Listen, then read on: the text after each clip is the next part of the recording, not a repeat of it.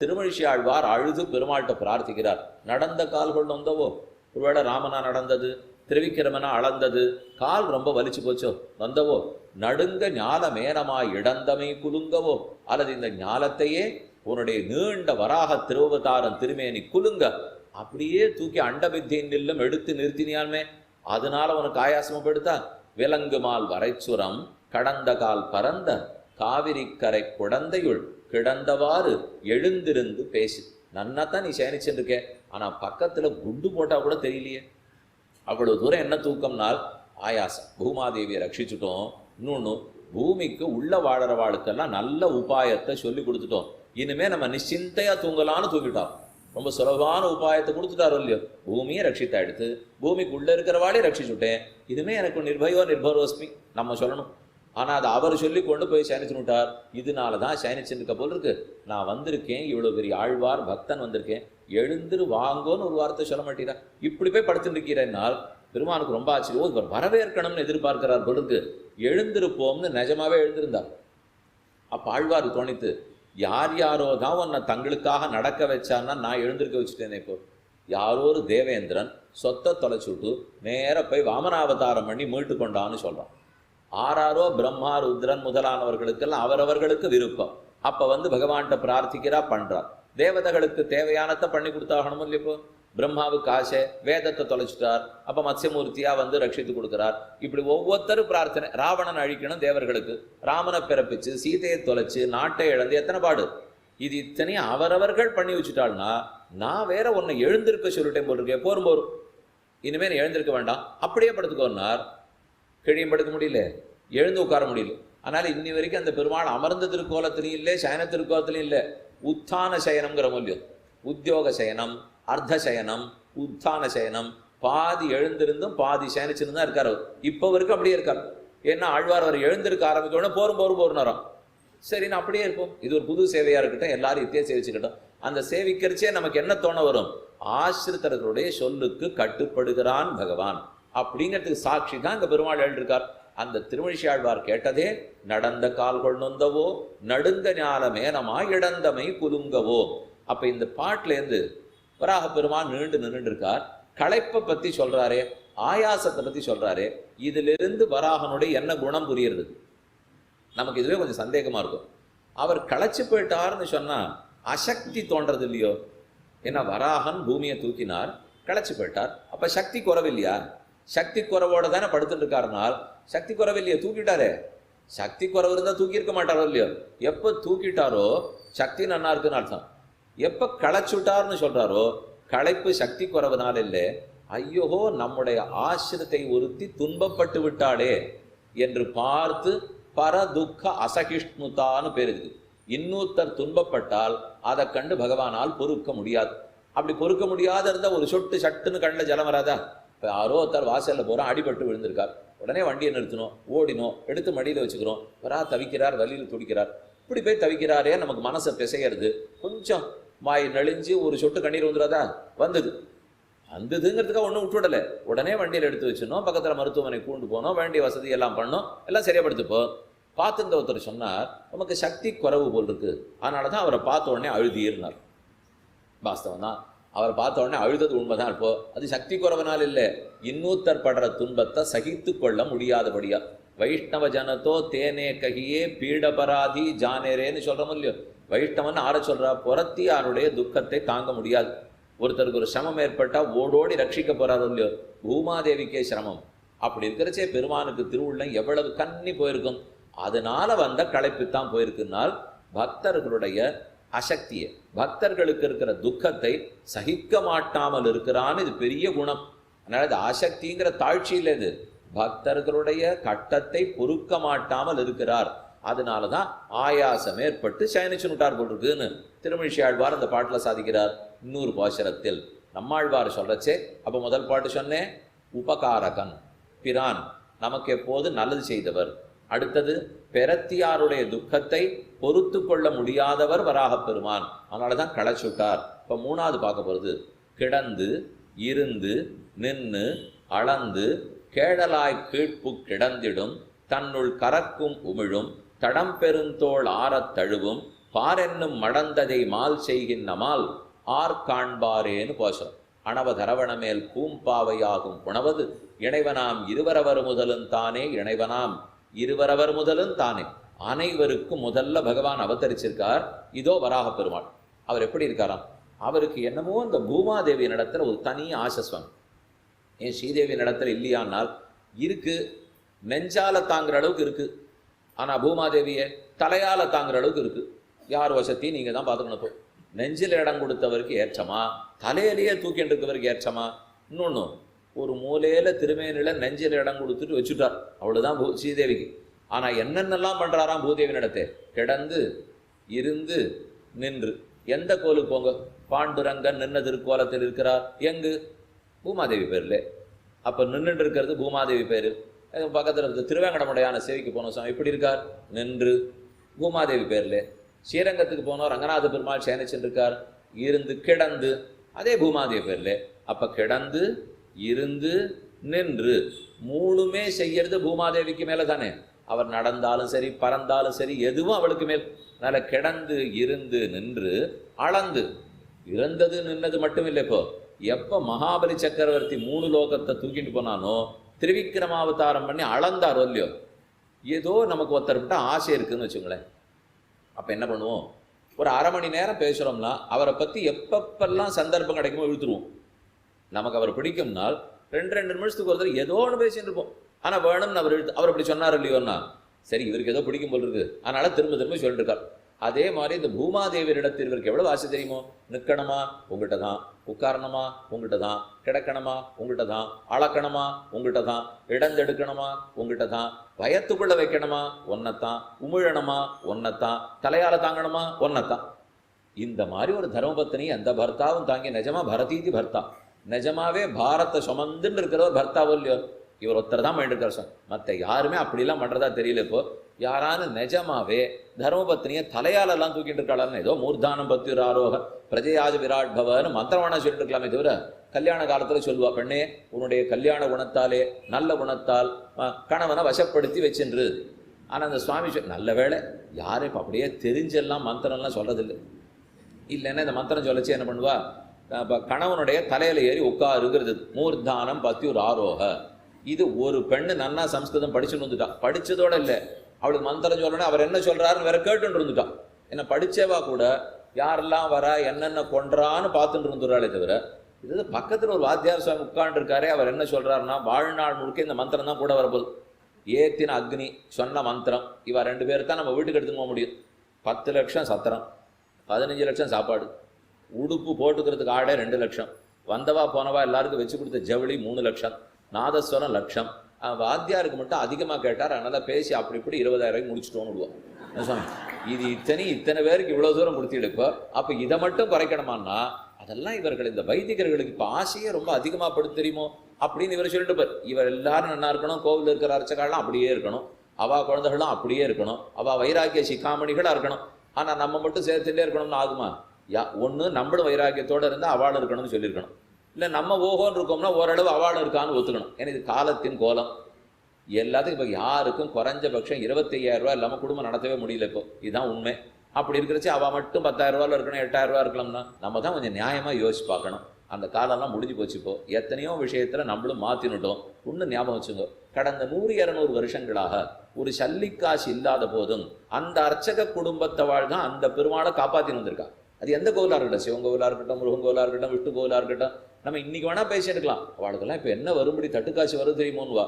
ஆமே அவர் தாத்தா பட்ட பாடு அவருக்கு தெரியும். அவர் பாடுபட்டு சொத்த பேரனுக்கு சேர்த்து வச்சுட்டு போயிருக்காரு. உமக்கு என்ன கட்டம், எனக்கு என்ன கட்டம் இல்லை. இப்போ அவாவா பேரனுக்கு அவாவா பிள்ளைக்கு சேர்த்து வைக்கணும் தானே பாப்பா. அவர் தாத்த உயிரை கொடுத்து உழைச்சு அந்த பெருமாளை ரட்சித்து இன்னைக்கு என்னன்னா பெருமாள் வச்சுட்டு இருக்கார். யாருமே கொஞ்சம் நமக்கு இருக்கிறத விட்டு கொடுத்தோம் தியாகம் பண்ணோம்னு சொன்னா ஒரு நாள் இல்லாட்டா தெய்வம் கண் திறக்கும். அவ கண் திறக்கிறச்சே நாம் அந்த கண்ணை பார்த்து பொறாமப்படக்கூடாது. நமக்கு என்னைக்கோ ஒரு நாள் கொடுத்துருக்காரோ இல்லையோ, அது போல அவளுக்கு அன்னைக்கு இருக்கணும் வச்சுக்கணும். ஏன் சொன்னேன், மூர்தானம் பர்த்தியுராரோக பிரஜயாச்ச விராட் பவ.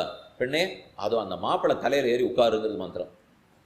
நிஜமா இங்க பக்கத்துல மனையில உட்காந்து எழுந்துனுட்டா வாத்தியார் சுவாமி புரியவே இல்லை. எதுக்கு பெண்ணே எழுந்திருக்கிறேன்னா மந்திரம் சொன்னீரே மூர்தானம் பர்த்தியுராரோக. ஓ அதுக்கு நிஜமாலாம் ஏறி உட்காருன்னு அர்த்தம் இல்லை, உன்னுடைய குணத்தால கணவனை வசப்படுத்தி வச்சுக்கோன்னு அர்த்தம். அவ்வளவுதான் கொள்ள வேண்டும். அதை நிஜமாவே பண்ணிட்டது யாரு? இப்போ வராக பெருமாள் தான். என்ன தன்னுடைய தலையால தூக்கி இவ்வளவு தூரம் பூமாதேவியை நிறுத்தி வச்சிருக்காரோ இல்லையோ, அந்த நிறுத்தினதை பார்த்து தான் ஆழ்வார் பாடியிருக்கார். கிடந்து இருந்து நின்று அளந்து கேடலாய் கீழ்ப்புக்கு இடந்திடும். வராக பெருமானா அவதரித்து கீழ்ப்புக்கு சமுத்திரத்துக்குள்ளே போய் இடந்திடும். அதை கீழே குத்தி அண்ட வித்தியில போய் ஒட்டினுட்டாலாம். அண்டம்ங்கிறது ஒரு ஓடு. அந்த ஓட்டுனுடைய மூலையில போய் பூமாதேவி ஒட்டி கொள்ள அதுலேருந்து அவளுக்கு மனசு கொண்டு வராம உடம்பு கொண்டு வராத அழக்க அப்படி சுரண்டி எடுக்கிறதுங்கிற அளவு. அதை போல எடுத்து சிரமப்படாம தன்னுடைய கோட்டிடை கொண்டையந்தாய்.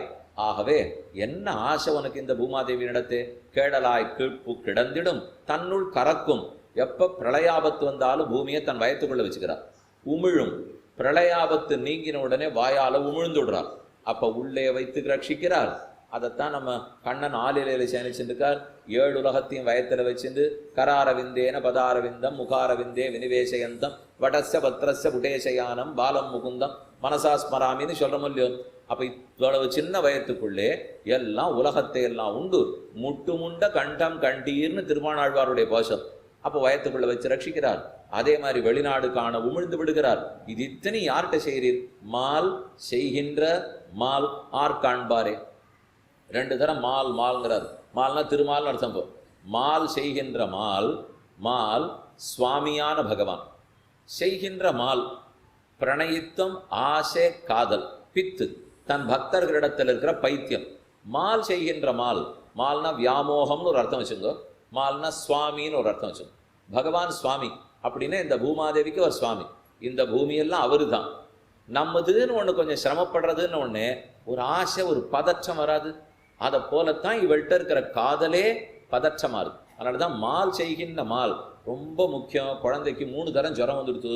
அப்போ உடனே அம்மா என்ன பண்ணுவோம்? நகந்தா விட மாட்டா, உட்கார்ந்தா விட மாட்டா, பார்த்தா விட மாட்டா, தூங்கினா விட மாட்டா, கூடவே பார்த்துட்டு இருக்காளோ இல்லையோ. அதை போல இந்த பூமியின் இடத்துல பகவானுக்கு எவ்வளவு காதல் தெரியுமோ. கிடந்து இருந்து நின்று அளந்து கேடலாய் கீழ்ப்பு கிடந்திடும். இத்தனை அந்த ஒரு பூமியின் இடத்துல பண்ணணும்னால் அப்போ மால் செய்கின்ற மால் ஆர் காண்பாரே. இதுலேருந்து தெரிஞ்சுக்கிறது நாம் அனைவருக்கும் சுவாமி வராக பெருமாள்.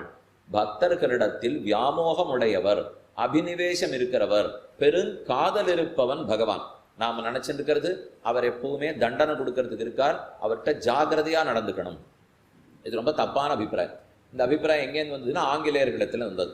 அவள் நமக்கு சொல்லி கொடுத்ததே கடவுள் பயம் இருக்கிறவரா ஆங்கிலத்தில் வா கேட்பாளோ இல்லையோ. அவள் ஆஸ்திகன்னு சொல்றதுக்கு இப்படி ஒரு வார்த்தை எங்கேருந்து கொண்டாலோ தெரியலவா.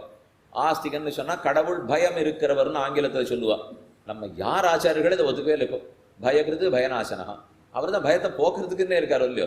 அவரை கண்டு நான் பயப்பட வேண்டாம். கண்ணன் கீதையில சொல்ல செய்வோம், என் பக்தன் யாரு தெரியுமோ, அவனை கண்டும் ஒத்தனும் பயப்பட மாட்டான், யாரை கண்டும் அவனும் பயப்பட மாட்டான். அப்படி இருக்கவும் தான் பக்தனா முடியும். அதனால இங்கே பயத்துக்கு இடமே இல்லை, கவலைக்கு இடம் இல்லை, பொறாமைக்கு இடம் இல்லை. பின்ன எதுக்கு இடம் இருக்கு? பிரீத்தி பிரீத்தி பிரீத்தி. திரும்ப திரும்ப அன்புக்கும் ஆசைக்கும் காதலுக்கும் தான் இடம். அதனால இனிமே யாரான ஒருத்தர் நீர் கடவுள் பயம் இருக்கிறவர் தானேன்னு கேட்டார், கடவுள் அன்பு இருக்கிறவர்னு சொல்லுங்க. எனக்கு ஒன்றும் பயம் இல்லை. அது சட்டுன்னு ஆங்கிலத்தை சொன்னா அவளுக்கு புரியவே புரியாது. போனா போகுது, அவளுக்கு புரிய வேண்டாம், நம்ம பெருமாளுக்கு புரிஞ்சா போறோம். அதனால கடவுள் இடத்துல எதுக்கு பயப்பட போறோம்? இப்போ பிரீத்தியோடு இருக்கணும் இல்லையோ. கிடந்திருந்து நின்னளந்து கேடலாய் கீழ்ப்பு கிடந்திடும். இந்த பூமாதேவியின் இடத்துல வராக பெருமானுக்கு இருந்த பிரீத்தியை அந்த போஷரத்தில் பார்த்தோம். அப்ப சுவாமித்துவம் வியாமோகம். நம்மை உடையவனாக இருக்கிறார், பூமாதேவிக்கு சொந்தக்காரராக இருக்கார், அதனாலேயே காதல் மிக்கவராக இருக்கிறார் என்றும் வராகனிடத்து. அடுத்தது இதுவும் திருவாய்மொழியில பாசுரம், கீழே திருமிழியாழ்வார் பாட்டு சொன்னேன், இது திருவாய்மொழி பாசுரம். நீலவரை 2 பிறகவ்வி நிமிர்ந்ததொப்ப கோலவராக முன்னாய் நிலங்கோட்டிடை கொண்டையந்தாய் நீலக்கடல் கடைந்தாய் உன்னை பெற்றினி போக்குவனே. உன் வராகனுடைய திருவடி கிடைச்ச பிற்பாடு நான் எதையான விட்டு கொடுப்பேனோ? நீலக்கடல் கடைந்தாய். நீலவரை 2 பிறகவ்வி, அழகான ஒரு ஒப்புமை சொல்றார். பாட்டிலெல்லாம் கற்பனை திறத்தோட பாடுறவா பாடுவாளும் இல்லையோ, அதை போல இது ஒரு கற்பனை. நீளமா ஒரு மலையை கற்பனை பண்ணிங்க, நீல இவாச்சலோ மகான்னு சொல்றது. அவ்வளோ பெரிய மலை, 2 நீண்ட சந்திரனை எடுத்து அந்த மலையில் இப்படி ஒட்டி வைங்க.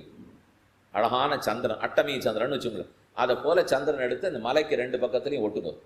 அந்த சந்திரன்ல ஒரு சின்னதாக ஒரு அழுக்கு இங்கேருந்து பார்த்தா தெரியுது சொல்லியோ, இந்த கீழ்ப்பக்கத்தில் ஒரு அழுக்கு தெரியுறதே, அதை போல் அந்த சந்திரன்லேயும் ஒரு அழுக்கு இருக்குதுன்னு வச்சுங்க.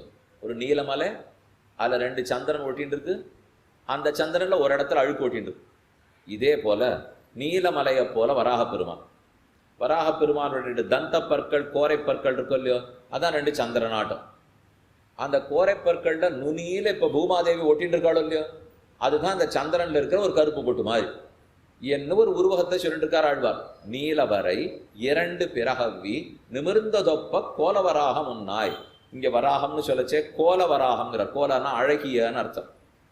அப்போ வராக பெருமானுடைய சௌந்தர்யம் பேசப்படுகிறது.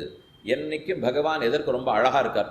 முத்து சட்டை சாத்தின்னு இருக்காரோ இல்லை, இன்னைக்கு உள்ள போய் சேவிச்சோம், முத்தங்கி சாத்தின்னு இருக்கார், ஒரு நாள் வஜ்ராங்கி சாத்திப்பார், ஒரு நாள் பவழத்தில் சாத்திக்கிறார். இதெல்லாம் எதுக்கு? எல்லாம் சாத்திட்டா தான் அவருக்கு ஏதோ பெருமை வரும் போல் இருக்கு. அதுக்கெல்லாம் இல்லை, இப்போ அதெல்லாம் சாத்திட்டா தான் நான் சேவிக்க வருவேன், அதுக்காக அவர் வச்சுருக்கார். அவருக்கு ஒன்றும் புது பெருமை வர போகிறது இல்லை. மாற்றி மாற்றி ஒரு நாள் புரியோலை, ஒரு நாள் தத்தியோனம், ஒரு நாள் சக்கரை பொங்கல், ஒரு நாள் அக்காரடிசில், ஒரு நாள் புஷ்ப மாலை, ஒரு நாள் ஜிகினால மாலை, ஒரு நாள் சந்தன மாலை. எதுக்கு மாற்றி மாற்றி? ஒரு நாள் வாத்தி கச்சேரி வைக்கிறா, ஒரு நாள் 100 கச்சேரி வைக்கிறா, ஒரு நாள் பொய்க்கால் ஆட்டம் வைக்கிறா, குதிரை ஆட்டம் வைக்கிறா, எல்லாம் போய் வச்சுட்றா. கோவில்களில் இது இத்தனையும் ஏன் தெரியுமா பண்ணுறா? அந்த நாளில் முதல்ல இப்படி பத்திரிக்கை அடித்து பார்த்துருக்கீங்களா? இப்போ ஒவ்வொரு உற்சவ பத்திரிக்கையும் பார்த்துட்டுன்னா பத்திரிக்கை 50 ரூபா. ஒவ்வொரு ஏன் கல்யாண பத்திரிக்கை என்ன குறைச்சல்? என்னமோ இருக்கிற எல்லா பெருமாள் படத்தையும் அதுலேயே போட்டு அதுக்கப்புறம் கல்யாணம் ஆன அப்புறம் போடுறதா வேண்டாமான்னு தெரிய மாட்டேங்குது. அது மாதிரி வெறும் பத்திரிக்கையாக இருந்தால் சரி, கல்யாணம் எடுத்து போட்டுருவோம். இது எல்லா படத்தையும் போட்டு கொடுத்துட்டா வச்சுக்கிறதா வேண்டாமா? அதெல்லாம் கீழே போடுவா, வாசலில் போய் தேயும். அந்த நாள் அதுக்கு தான் வெளியில் கொஞ்சம் சகப்பாக இளஞ்சவப்பாக இருக்கும், உள்ள மஞ்சளாக இருக்கும், பத்திரிக்கை அடிச்சுடுவா. விஷயம் நமக்கு என்னென்ன செய்திக்காகத்தான் அதை பண்ண போகிறாளே தவிர அதில் போய் நான் செலவழிச்சேன் பாருன்னு கங்கணம் கட்டிக்கிறதுக்கு அதை வச்சுருக்கப்போ இந்த மாதிரி இருக்கிறத சேர்த்துட்டோம்னாலே எத்தனையோ நல்ல விஷயத்துக்கு செலவழிச்சுட்டு போடலாம். எதுக்கு சொல்ல வந்தேன்? அழகு. அப்போ பெருமாளுக்கு இத்தனை அழகு, நமக்கு இப்போல்லாம் இத்தனை விளக்கு போட்டிருக்கு. ஒரு புறப்பாடுன்னா இப்போ எவ்வளவு ஒளி விளக்குகள்லாம் போட விட்டுருக்கு தெரியுமோ? அப்படி ஒன்று இருட்டில் எழுந்தாருன்னா என்னமோ கிராமத்து பெருமாளாட்ட அவர் வந்துட்டு இருக்காரு, என்ன ஆச்சு இவருக்கு? ஒன்றும் இல்லையா கம்முடுவான். என்ன இல்லை, இப்போ அவர் தானே ஸ்வயம் பிரகாசம்ங்கிறார். பரஞ்சோதி உபசம்பத்திய ஸ்வேனரூபேன அபிநிற்பத்தியதே, அவரை அடைந்து இவன் ஸ்வயம் பிரகாசன் ஆகிறான்னு சொல்றார். அப்படி இருந்துச்சு, அவருக்கு இது தேவையில்லை. ஆனால் இந்த நாளில் எதையுமே ஒரு பட்டாட்டோப்பம் ஒரு சத்தம் போட்டால் தான் நம்மளை ஈர்க்க முடியாது. ஏன்னா சுற்றி வர சத்தம் அதிகமாக போச்சு. இதுக்குள்ள இந்த பெருமாளும் கொஞ்சம் சத்தங்கத்தான் போட்டால் தான் நீ எங்கேயோ போயிட்டு இருக்கே, அந்த சத்தம் மட்டும் இல்லை, என் சத்தமும் கொஞ்சம் இருக்குன்னு அவர் பார்த்து கொண்டிருக்கல. இப்போ இதுக்கு தான் முத்துச்சட்டை, இதுக்கு தான் அலங்காரம், இதுக்கு தான் வஜ்ராங்கி. அந்த நாளில் இருக்கலை. ஆனால் ராஜாக்கள்லாம் நிறைய சமைச்சிருக்கா, ஒன்றும் குறைச்சல் இல்லை. இன்னைக்கு நாம் பண்ணி பண்ணி பார்த்துக்கிறோமேனா காரணம் நம்ம ஈர்க்கணுமான். ஆக மொத்தத்தில் அழகாக இருக்காரோ இல்லையோ, அந்த அழகு தான் வராக பெருமானிடத்தில் கண்டோம். எப்பவுமே பெருமானுடைய திருமேனி அழகு ரொம்ப கெட்டிப்பட்டு வரட்டுத்தனமாக இரும்பு போல் இருக்கிற நெஞ்சத்தை கூட உருக்கி அவனிடத்தில் ஈடுபட்டோம். அதைத்தான் ஆழ்வார் சொல்லச்சே, இரும்பு போல் வலிய நெஞ்சம் இறையறை உருகும் வண்ணம் சுரும்பமறு சோலை சூழ்ந்த அரங்கமா கோயில் கொண்ட கரும்பினை கண்டுகொண்டு என் கண்ணினை கழிக்குமாறேன்னு பாடினார். இந்த 2 கண்கள் எதை கண்டு கழிக்கும்? இரும்பு போல் வலிய நெஞ்சம். இது நன்னா இப்போ இரும்பு வேணும்னா ஒரு மேஜை பண்ணிடலாம், அந்த அளவுக்கு கெட்டியாக இருக்கான் நெஞ்சம். ஒன்றும் பதப்படுத்தப்படலை, நெல்லெல்லாம் முதைக்கவே முடியாது, ஜலமே இல்லை, பாளமாக வறட்சி. இதுதான் நம்மளுடைய இரும்பு போல் வலிய நெஞ்சம். அந்த நெஞ்சம் உருகணும்னா எத்தனை அழகாக காட்டி அவருக்கு உருக்க வேண்டியிருக்கு. இது சுமாரெல்லாம் அழகு காட்டினா உருகாதான், அவருடைய பேரழகை பார்த்தா தான் இவனுக்கு நெஞ்சமே உருகிறது. இரும்பு போல் வலிய நெஞ்சம் இறை உருகும் வண்ணம். அதுவும் நேரெல்லாம் உருகிடாதான்.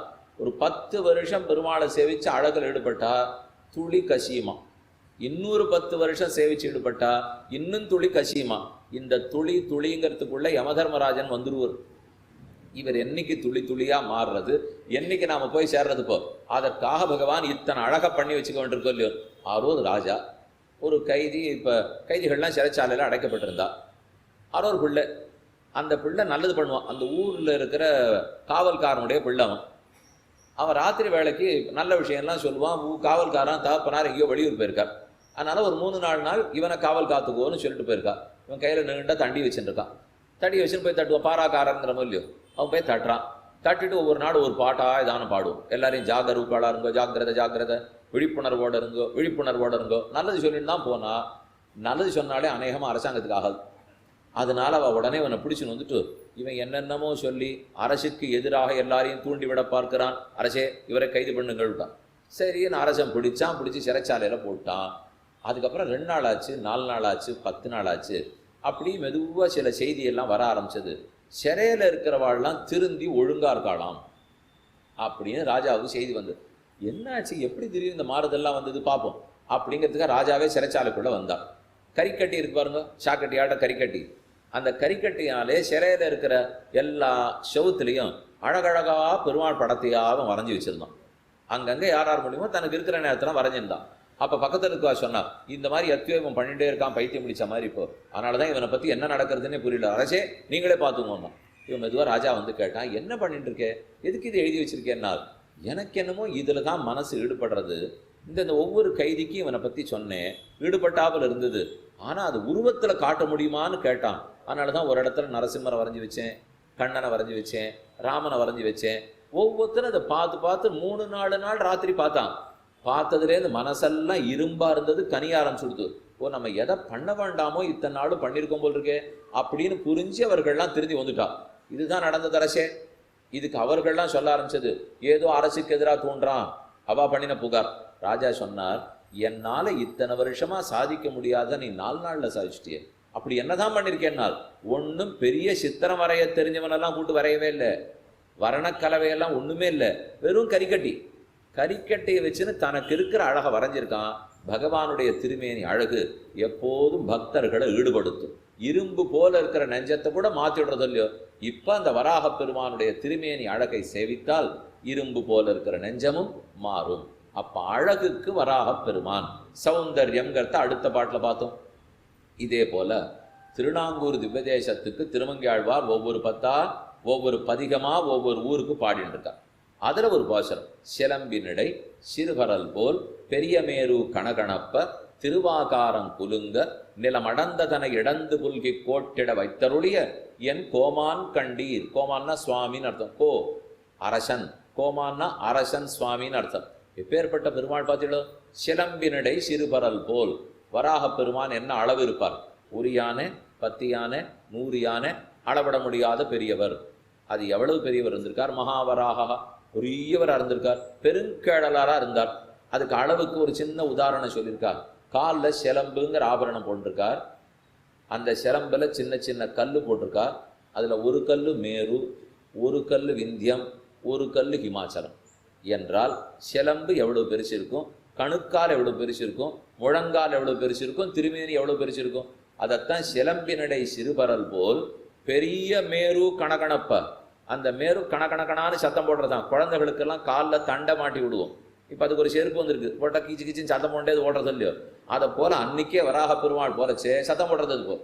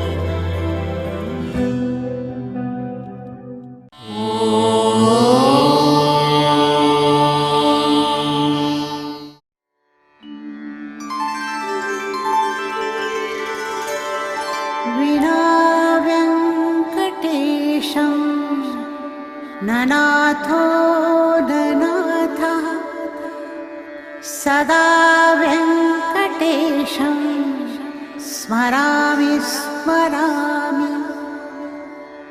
हरे वेङ्कटेश प्रसीद प्रसीद।